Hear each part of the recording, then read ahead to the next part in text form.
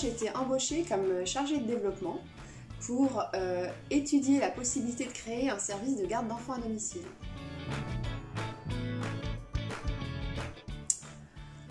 Alors, il y a des choses qui ont changé dans ma vie professionnelle, parce que forcément, je n'occupe plus le même poste qu'aujourd'hui. J'ai pris plus de responsabilités, voilà, je me suis davantage impliquée.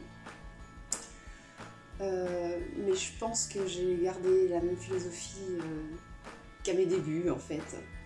Ce qui a le plus changé à l'ADMR depuis toutes ces années, c'est vraiment la place des bénévoles, qui étaient beaucoup plus impliqués dans le quotidien des associations, qu'on voyait plus souvent, avec lesquelles on travaillait davantage en fait. Et puis petit à petit, l'ADMR s'est professionnalisée, ce qui est bien, hein, il n'y a pas de problème avec ça.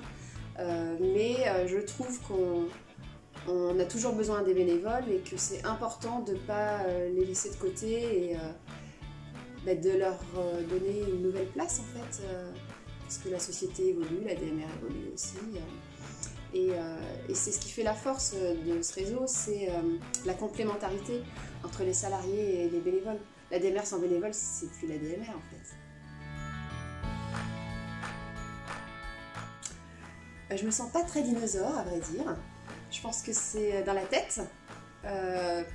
Non, évidemment, on sait qu'on est là depuis longtemps parce qu'on se souvient de personnes qui sont plus ici, qu'on a connu des choses et qu'aujourd'hui qui se font plus ou qui reviennent en se disant « Ah, mais ça existait avant en fait ». Mais donc c'est à la fois l'impression, quand même oui, d'être là depuis un moment, de connaître bien l'ADMR, et en même temps l'ADMR c'est aussi une structure qui bouge tout le temps, donc en tout cas moi c'est ça qui me plaît, c'est qu'il y a toujours eu des choses nouvelles et qu'on peut quand même rester jeune dans sa tête de dino.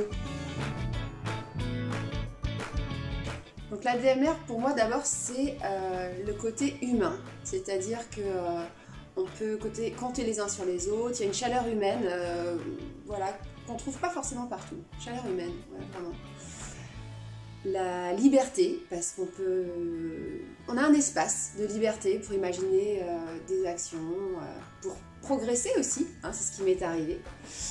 Et la créativité, parce qu'on peut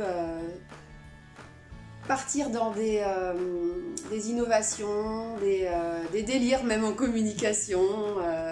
Donc voilà, c'est ces trois points-là qui me touchent. C'est à tous les salariés qui sont sur le terrain, les aides à domicile, les TISF, les aides-soignants, les infirmiers, sans qui en fait on ne travaillerait pas en réalité. Donc je leur dis merci.